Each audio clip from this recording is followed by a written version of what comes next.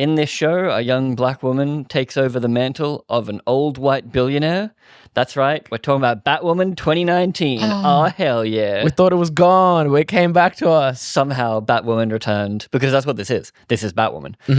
In all the worst ways as well. It's prettier than the CW show, but the setups are just as boring. Like, it's just people walk into a room and stand there, talk back and forth, and then two different people talk. Is Marvel trying to do the CW format, but with like 1/3 the episodes? I don't even know what they're trying to do, because this show doesn't know what it is. Like, what is this show? It's part bank heist, but barely. I don't know. It's like reminiscent in a really horrible way of like the first season of like Arrow. I got my suit. I'm fixing the suit. Like Oliver's training under the club, and then he goes and deals with the problem. And he's got flashbacks as well. Yeah, there's flashbacks of like a trauma that happened, but we're finding out pieces as it goes on. Yeah. You know, and then we're getting introduced to side characters. This is CW writing, but with Marvel budget. And the guy that was a good guy is now a bad guy. The Hood, by the way, shock to nobody. The weird thing about this is a remnant of the old Marvel regime, because this was finished filming in 2022.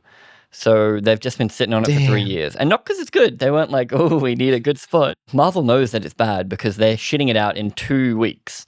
Like, it's a 6-episode thing, which is already too short for most stories. Like, I heard more about this 3 years ago than in the weeks leading up to it. I didn't know this was coming out until you messaged me last night and were like, oh shit, Ironheart's tomorrow. Guys, we have to watch it. Guys. Yeah, so it's 3 episodes this week, 3 episodes next week. The woman that created this did like 2 short films in the early to mid 2010s. And then she was a staff writer on the Snowpiercer TV show that got shit canned and then revived by something else. So it's like she didn't really do anything big. And then Marvel's like, yes, you get our big franchise. Isn't that kind of like the Marvel... It's what they were doing. And it's something we brought up every time. It's like, hey, wait, what has this person worked on? Nothing. They're just giving them a chance. Yeah. It's never worked. Like, we got Acolyte out of that as well. It's like, oh, this one person did something kind of good. What if we give them $200 million they have no idea what to do with? Because the story in this is quite small. Like, they're not actually doing anything too grandiose, considering she has a robot suit. Let's talk about Riri Williams, who is our lead character, who is the most boring person ever. But she's already the best. She has nothing to learn. She has nothing to figure out. Well, she says it in her opening monologue. The only reason Tony Stark was so great is because he was a millionaire, billionaire, trillionaire. So if he didn't have that, he'd be nothing. So no shade. No shade. She's being held down by the man / no one's giving her a chance, I think is the main thing they're going for. So if only people gave her a chance. But also she has a robot suit. The funny thing to me out of world is that it's been almost 20 years since Iron Man 1 came out. So like 20 years after that suit appeared, wouldn't her suit be pretty obsolete? Because Justin Hammer in like 2010 was making Iron Man suit drones and only had to stop it because they killed a bunch of people. So surely more people would have Iron Man suits. Because in the intro, she talks about that she's going to give these suits to first responders. And like, that's her big idea. Well, she's just using her technology to help first response times. Yeah, so like Tony never did. Tony like made all these... No, he's selfish. Well, he didn't even give Hawkeye one. Or like, he didn't even give the most useless Avengers anything to go by. In universe, hilarious. But it just makes her so much less impressive. But then they like to tell us repeatedly how good she is. Because she built her suit in Black Panther 2, she just has it this time. That's not the Black Panther 2 suit. True, it is slightly different. This one she built at MIT. This one she built at MIT. So that whole intro scene is very weird. So she's talking about how she's being held down. She's not giving a chance. She's made to fit in boxes and be small. So she flicks on a breaker and it shorts out like a bunch of things in the lab. Things go and they're boom. like, that's it. You're fired from school. Even though they said, we brought you in when you were 15 on a special scholarship that we had catered towards you so you could be here. And she just wants one more year to achieve greatness. And she's the biggest genius ever. She's selling inventions to other students at other schools, which is another reason she gets expelled, that you're not allowed to apparently sell. True, there's a plagiarism. That. You can't. They look down on plagiarism, even though she's just inventing stuff for people. And that gets her kicked out of school. But then she immediately steals the suit that I guess is technically the school's property. So that's off to a great start. And then it has an AI that's made by MIT or is it's like part Clippy. of them. It's like a Clippy. It's a Clippy clone. But then it shuts down the suit while she's flying midair and she falls to her death. Into a title card. It's because, yes, MIT would totally shut down her suit while she's in midair. But it doesn't even shut down the suit completely. And then we get my biggest pet peeve of probably the whole show. so far. We're 3 episodes in. We're like 2.5 hours in, and it makes me mad every time I see it.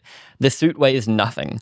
She's walking down the road with a full chest piece and helmet on, carrying like the rest of it. Yeah. And it's twice her size because weirdly her arm goes to like Yeah, hand that was is, like, interesting here. that they showed that. Yeah. I think it's because she's 5'1" and they don't want like a 5'1" Iron Man. they 'cause don't want it that'd to be like stupid. someone to like X-ray the suit and be like, this is what her proportions would be. She would look stupid.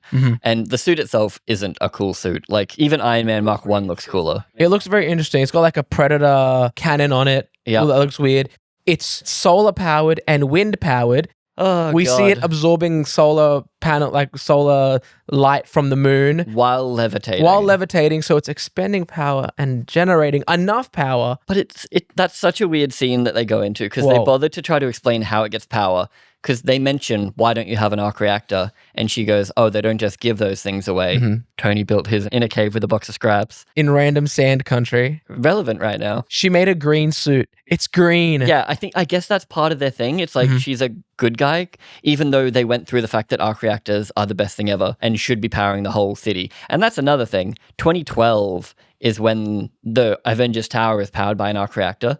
In the 10 years before he died, Tony just didn't solve. He didn't solve the energy crisis. Like, he just left it. He had important things to do. He was having panic attacks. He built so many arc reactors and he's like, yes, each one of my robot drones that goes to kill people. That's the problem with massive universes that just keep getting bigger and bigger. Comics reset for a reason. And this show is a victim of that, even beyond the poor writing. The whole first episode is basically her rebuilding the suit. So we get a bunch of montages of her like hitting On the metal. anvil and on that little rolly thing. Yeah, like that's the most interesting thing they can do because the suit in itself is like almost completely fine. She's just doing like tiny bits of it. So we don't even get a sense that she's smart. I mean, it's interesting what her skill set is because Everything. it's everything, but it's nothing. Because she can do coding because a big part of episode 1 is she creates her own AI. She wants to copy the Wakanda AI one, but they don't explain what she's doing with that bit because we just see her put on probes onto her brain and then she goes asleep for 4 hours. Yeah. She's a tinkerer. She can physically craft things. She can code the things. She can make the things. Her one problem is that she doesn't have the money to finance everything. Because everyone's holding her down. That's the crux of the whole show, really. When you boil it down, is she doesn't have the money to be able to achieve greatness. She needed handouts from the junkyard. She needs to steal power from her building. They should have just done that. Like every time she needs to charge the suit, She like knocks out her whole block. everyone needs to lose power, you know? That's good. There's a whole race thing woven throughout this story very loosely and very shittily, to be honest. Luke Cage does it way better. But if this was Luke Cage, the whole block would be like, oh, dang, Luke Cage is charging up again, but it's okay because he's saving people. Miles Morales, Into the Spider-Verse, and like his like Spider-Man game, the Insomniac one. Yes. There's culture infused into that writing and that storytelling, and there's like neighborhood and community and stuff, and he has like pride in that. But yes, this one, it just makes it seem like it does a lot of like BB report kind of things where sometimes between shots you'll see like a mural or a business or a guy playing the drums. In the first episode, amidst or intertwined with her getting back to her mum's apartment and, you know, shoveling the story into our mouths about how she's being held down, we're getting some flashbacks of her stepdad and her best friend / sister Maybe. and stepdad. They were at the stepdad's garage and then they were shot by somebody, murdered, and so she has a bit of PTSD. They go from showing us flashbacks to showing us a mural on the wall. So it's like, did you get it yet? She's dead. And like, she's like almost in tears looking at it. But because all we have to go off is flashbacks, I don't care because you've just shown me, hey, look, she had a friend. It's just so weird because they have to show Natalie on the laptop whenever she's hacking something. And so you see her face like, and in the background, all she's doing is subscribing to Bergenbeard and hitting the notification bell. Is that hard to do? Easiest thing I've ever done. The only thing she can do to not be held down and to somehow get money is crime. So she has a superpowered suit So it's and easy. could do anything she wants, but she decides she wants to build something more iconic. Because that's the weird thing. Like, even after doing the crime, she has money already, but she then does more crime. So I don't get why. Because again, she has the fully functioning Iron Man suit, and it just feels like there's other avenues when you have a fully functioning Iron Man suit. Yeah, it's and interesting. they don't bother to even, like, they don't even try it. Like, they don't think about it for even a second. Kids' birthdays, fuck it. Show me Use a this shitty for montage. stuff. Yes, but she wants to do more with it. She Yeah. wants to do greatness because she's still, even though he's shit on for half of it, she still idolizes Tony Stark. Yes. Like the way she speaks about him, she wants to be great like him and make change like him. Or not even that. I feel like it's more like known as much as him. Like, it feels... Well, yeah, she does also say that. She's like, Yeah. Stark, Pym, Banner, Yeah, or whomever it feels she says. almost Like, ego-y / I guess they just want to name brilliant scientists from Marvel and then put her in the mix there. But to get her into the crime, we have to meet the crime crew. They each kind of have an ability. Like, one guy is the tech guy, but then we also have Slug, the coder. 2 of them that are good at punching, 1 of them that's good at explosives, 1 that does knives occasionally, and then the Red Hood, who is like... just the hood. the magic one. The magic one. The one that does magic tricks. Every friend group has these. Knife guy, trucker hat, slug. They even have a little breakdown like of them where it's just like, I know you've already met the crew, but here's the crew again for the audience. You already showed us everything they do. You don't have to tell us. But Riri gets entangled with them, and the way they like interview her is by trapping her in an elevator with a smoke bomb, and she has to get out of the elevator, and they've given her tools, and it's like a test to see how smart she is, because she's going to be the mechanic of the group, like the engineer. It's meant to make her look smart, but it doesn't feel smart, because all she does is put a coat over the thing shooting out smoke, and then she touches 2 wires together, which make the elevator go ba-bonk, and then she just brute forces open the door. Yes. It just feels like the least smart option, because it's like her thought process was open door. The challenge itself was she had to use the tools she had to get into a box that has a gas mask in it. Yes, so it's like she thinks outside. She's thinking of the outside the box. I tear it open. That's the thing. It's like she literally just brute forced her way out. Like that, it didn't feel clever, and it was meant to make her look clever. So I'm like, that's a dumb scene. And then everyone in the group is like, whoa, we never would have thought of that. You are the newest person. You beat the record time. I guess they're not smart enough to write her being smart. Yeah. So the solution is dumb. And then they just make everyone congratulate her. You have to be smart to write someone smart. Yeah. Otherwise, it's just like, what would a smart person do if they were in my situation? It's the age-old problem. This is by like the 20-minute mark, I think, by the time that she gets into that location and talks about how good she is. Because the first episode is pretty slow, realistically. But she's flawless and held down by people not giving her a chance. Whereas Tony Stark in Iron Man 1 by this point was a jerk for 20 minutes. Like, he's up himself. Sure, he's a bit charming, but he's a weapons dealer. He's not shown as the good guy, really. Yeah. And then he immediately gets blowed up and then spends the rest of the movie learning about the fact what he was doing was wrong. He has a very clear character arc, whereas we're 3 episodes into Riri Williams' character arc, and she's really smart, and people don't give her a chance, so she does crime. And she's done crime for 2 out of 3 episodes and making an AI, which is how we end episode 1.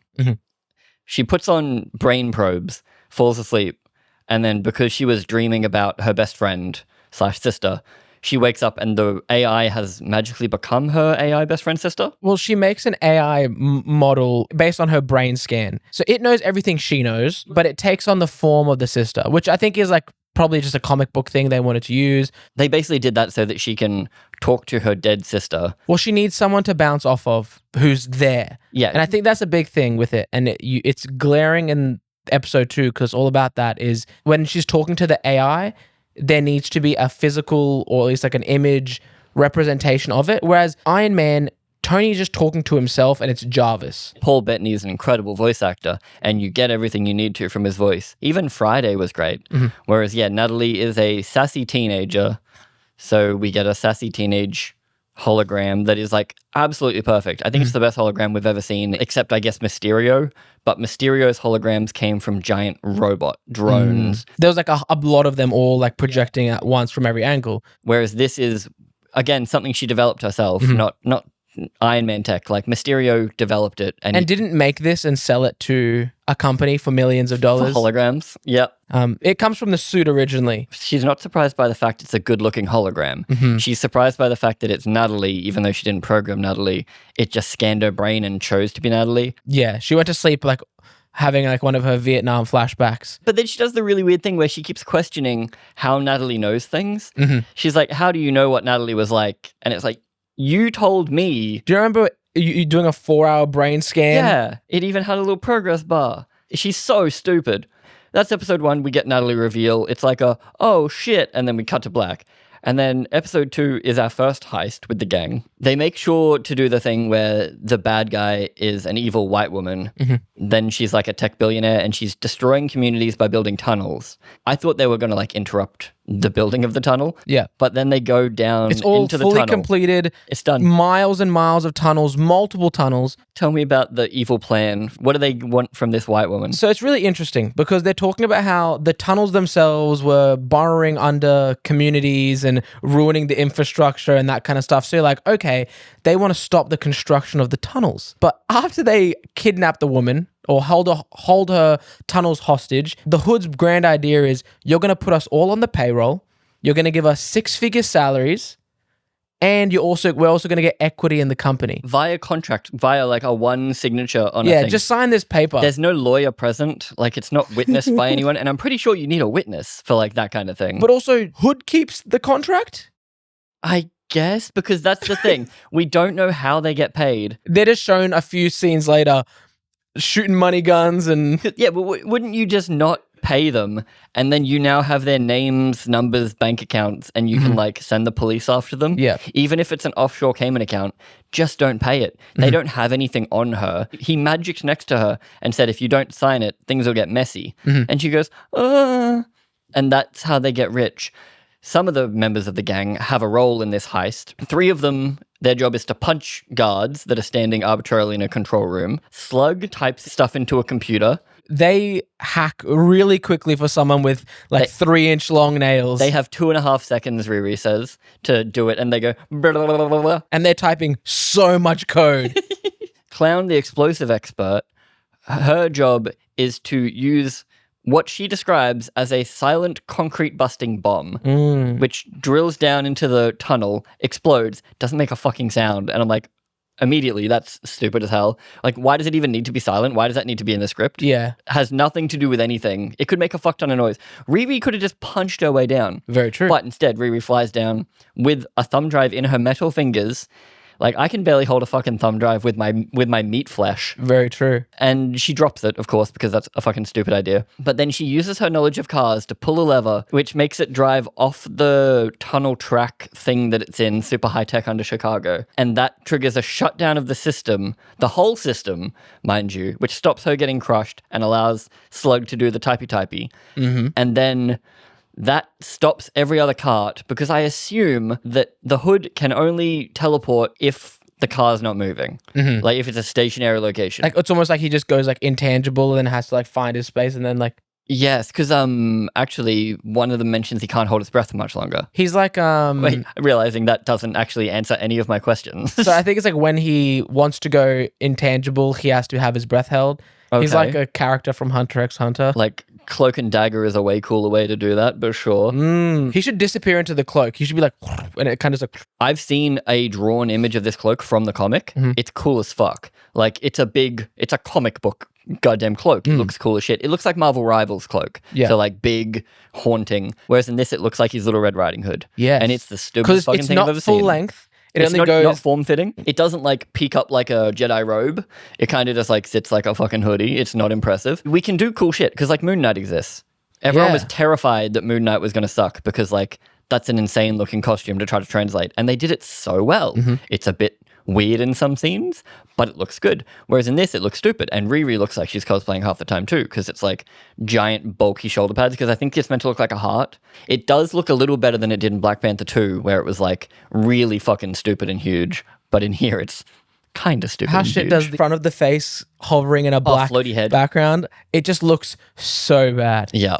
And then the funniest thing with the floaty head is Natalie, the AI hologram that does not need to be a floaty head in black space, does it for us so that we can see her do like a cheeky smirk. And I'm like, the fuck, man. When Natalie's hacking the laptop. That's what I was saying. Her face is there going, as like stuff is like showing a connection for how she can like get into the internet. As she breaks a firewall. But they work together to solve the problem. So Riri begins to trust her because she's like, okay, she is helpful as an AI.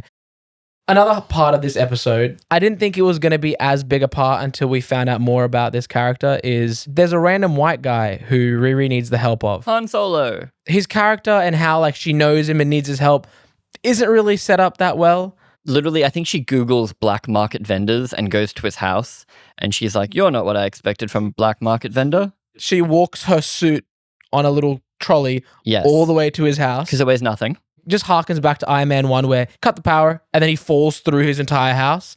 Because that suit weighs almost a ton. It weighs 800 kilos. It's heavy. In Iron Man 3, he has to drag it through the snow, and it takes him fucking ages and it sucks. Whereas she's just like in a little red wagon. Even if the little red wagon had a 1 ton capacity, there's a very big disconnect in here in the world, and very annoying. What's his name? What does he introduce himself as? Jake? Jason? Let's spoil who he really is. Yeah, so he is, and you actually called it. Very good job. Because, I mean, come on, white rich guy with a little in bit the evil. Iron Man in universe. the Iron Man universe. Yeah, Daniel goes, I bet he's Obadiah Stane's son. And I went, you're crazy. That'd be reaching so hard. That'd feel so forced. Remember Iron Man? Damn, that's crazy how they do that. But he does seem like a complete side character. And then he just rocks up for the next episode as a pretty big chunk as well. Like, basically, she needs something. She goes to him and he has it. He's a black market vendor and everything's so interesting. He has all these ideas, but I can't touch it. I can't do it because what if my fingerprints get on it and then somehow it leads back to me and then I get framed? But then she like coerces him. She's like, "Ooh, touch these parts. Aren't they sexy and cold?" And he's like, "Yeah, it is kind of sexy." I'm like, "Fuck off." She uses a bunch of his tech to upgrade the suit and make shit for the mission. The end of episode 2 is Riri's getting held at gunpoint by a police officer and Natalie freezes. And you're like, hello, like, why are you freezing? And it's because when she died, she got shot, and either Riri or the last thing Riri saw before Natalie got shot was her freezing. I get, maybe. Because the stepdad had to go and like tackle her down. It's very stupid commentary, even not including like her having PTSD, but like a cop sees a black girl in the street. So obviously he pulls out his gun, even though one of them is wearing an Iron Man suit, and he's going to shoot them. And then one of the girls starts disappearing because she's a hologram, and he starts shouting out, "What is she doing? What is she doing? Stop! Freeze!" And then he like is going to shoot the whole time, Riri screaming, "Put down the face mask," because she put it up for some fucking reason. And I guess she assumes she's going to get shot in the face. And she also doesn't turn her body. She can't. I think the suit's frozen. Natalie froze So the Natalie suit. freezes the suit. I think so. It's a shitty suit. Horrible suit. But stupid. And then I guess she froze because Natalie got killed. So either Riri is afraid of guns, even though Riri didn't freeze in that situation. Natalie froze. But she saw Natalie freeze. So I But think Natalie's built off her brain. So yeah, what her brain... But also Riri is shown having panic attacks. And so is Natalie, though. Yeah, so she's not mentally stable, and the AI itself is built off of her mental framework. So we can just assume that's going to be used for why Natalie is like flawed and can't just do everything Jarvis can do. Well, she's meant to be more human. But there's also a weird line from Ezekiel Stain saying building an AI from your brain would melt your brain. The amount of power it would need, would fry your brain, turn it to goop. She put the things on and she fell asleep. It's apparently very easy. Like Iron Man didn't think of this ever. It's stupid. We get a little bit about how the Hood has lines all over his body. It's almost like he's getting corrupted or... Yeah, using its power takes a toll. Something. It comes up more in episode 3. Episode 1 and 2 also introduces the very minor character of Andre 100, her best friend who makes music and is essentially there to remind us that she's losing touch with maybe who she was or who Natalie wanted her to be and those dreams that they had, because she starts to get money. So she buys him this brand new headset. Hey, you have this dream of making music? Have these awesome headphones. And he goes, nah, I like these beat up ones because that's Natalie, Every bump is a memory of her that keeps me going on my journey. Fuck you. I guess it's kind of like, sentimentality and like soul matters in music. And I think that's what he's going to remind her of later on, is she's going to have access to all this tech, but she needs to go back to where it started. But that's just them also saying like gentrification bad. So like new isn't always better. You got to keep the soul. You got to keep like the spirit of it. Because in episode 2, they're fighting against the Lady that's building tunnels through communities. So it's like, stop changing our city and keep it so it's like our city. And then episode 3, the bad guy is a white guy. And he is putting every local farmer out of business because he's using technology to do really good plants. Yes. And apparently he's really good plants on fucking Alcatraz. He has a couple of tiny greenhouses that are on the water so it doesn't take up land. He's putting them all out of business, or a lot of them out of business. So he's revolutionizing. But he's not sharing. It seems like the Hood isn't doing this for crime reasons. That's how he's getting everyone in on it. He's getting back at He has them? something against these people. Yeah. He's like, no, this is personal. I think they're meant to recognize him, but the recognizing him is kind of taken away a little bit when he like appears out of nowhere. So any shock from like, if you appeared out of nowhere and I was like, oh, it's Marko, I'm more shocked that you appeared out of nowhere. Very true. So it's a oh, you have magic now? Or it's like, tech? that's cool. It's like blurry on that fact. But also he was an orphan and was found by his cousin, the knife guy. Yep. So I don't really know how he has beef with all these tech billionaires. Unless he came up with them and they forgot. But that means they're all grassroots guys. So why are we mad at grassroots Because they billionaires? forgot about where they're from. But Riri Williams wants to be a grassroots billionaire for stealing Stark's ideas, and she thinks that's okay. Stop having good ideas. There's going to be a massive fight, I reckon, online of like, oh, why is Ant-Man okay when Riri Williams isn't? And they're both like tech people doing crime. The whole point of Scott Lang's journey was that the random thieveries he was doing was bad, and the good thievery he did in that movie was against a tech billionaire, yes, but that guy was like a homicidal maniac who was You're a bit of a murdering dick. people. I'm a dick. Oh no. And he's turning people into goop, and he's building a yellow jacket to do Iron Man. He wanted to make evil Iron Man suits to kill everyone. But in this one, it's a person that's removing traffic and a person that's revolutionizing gardens. Essentially getting rid of starvation Yeah. and hunger. And we don't know his motives. We He don't know might the suck. motives. He might not be sharing. Hey. He might be a bad dude. They don't bother to show these tech billionaires being bad guys. Yeah. They just have one line about how they're bad. And oh, by the way, look at them. Frankly, these criminals are justifying it. But the show doesn't know it's bad, I guess is what I'm getting. Yeah, like the show is like, no, they are bad. See, we told you they're bad.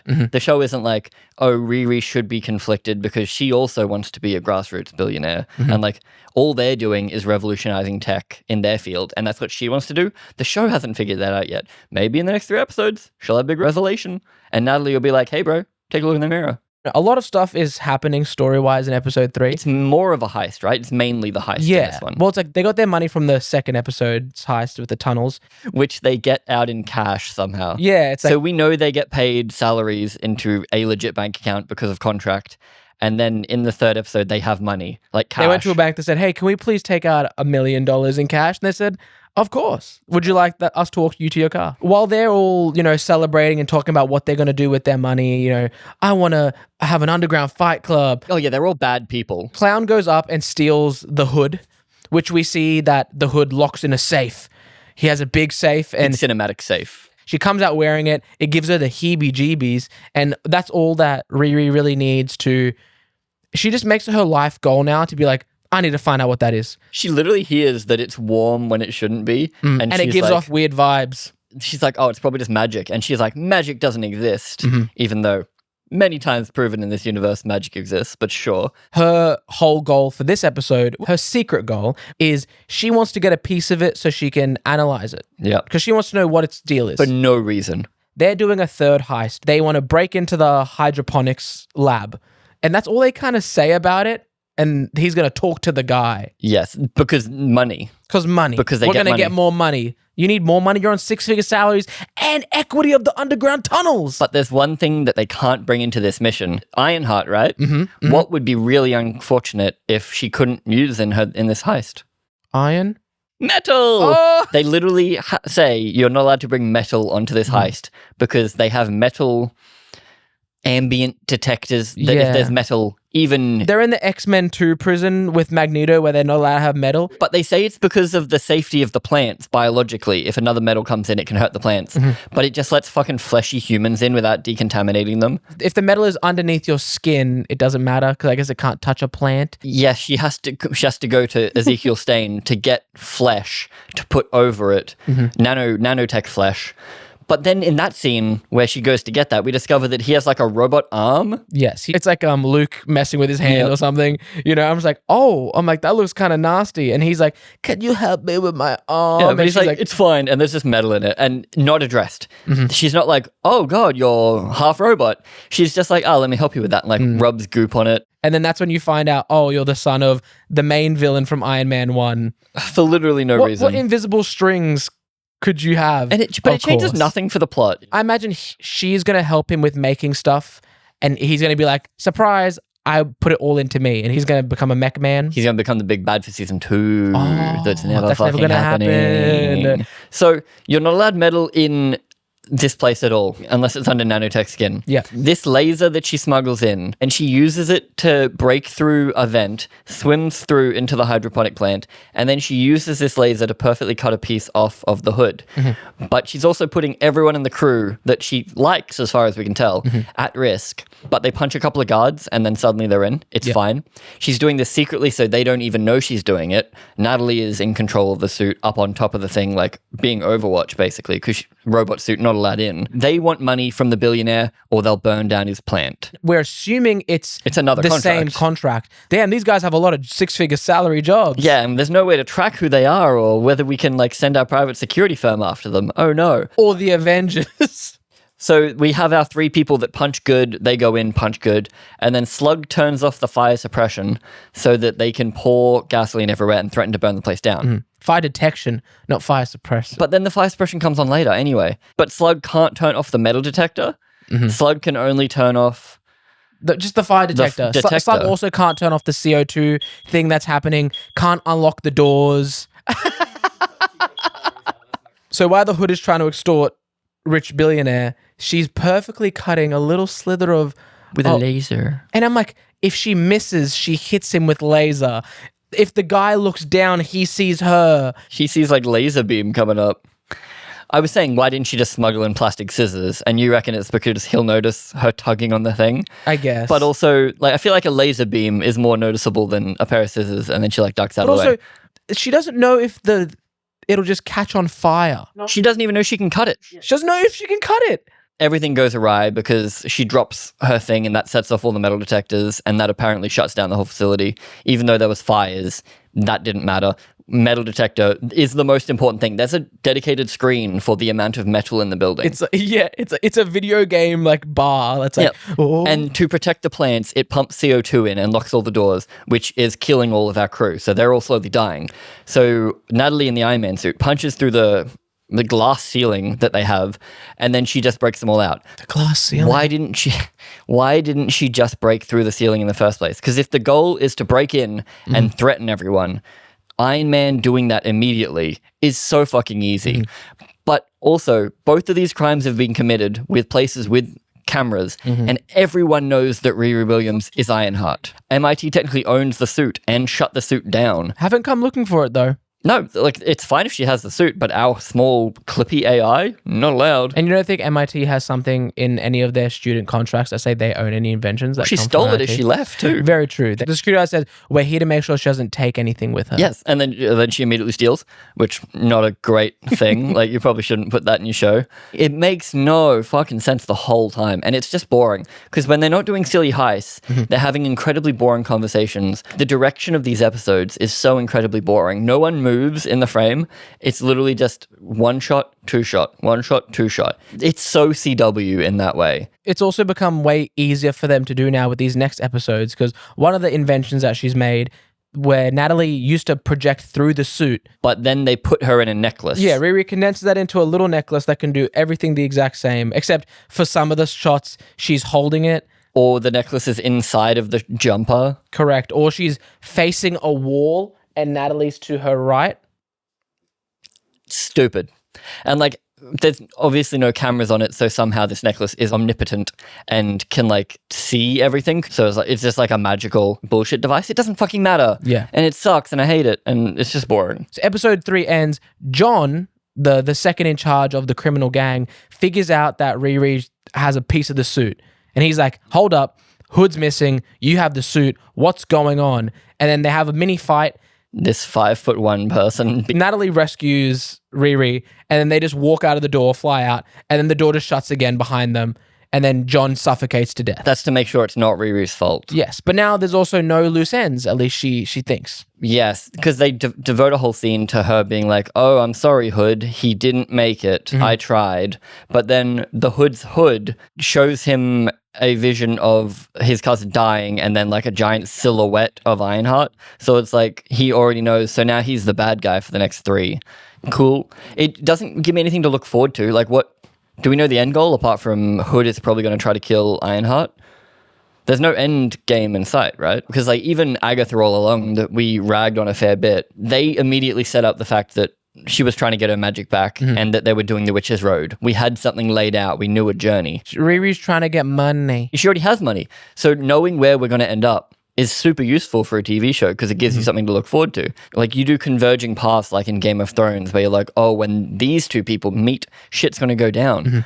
But in this, there's nothing. It's literally, we took 3 episodes to invent something that the Hood is going to try to kill her over the next 3.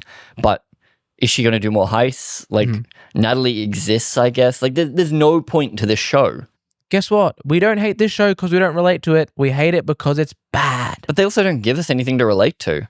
Like they don't bother with anything. Riri isn't a likable character. Not at all. I'm not cheering for her at any time. I'm not cheering for any of these characters. Don't watch this show. Go watch Iron Man Armoured Adventures instead.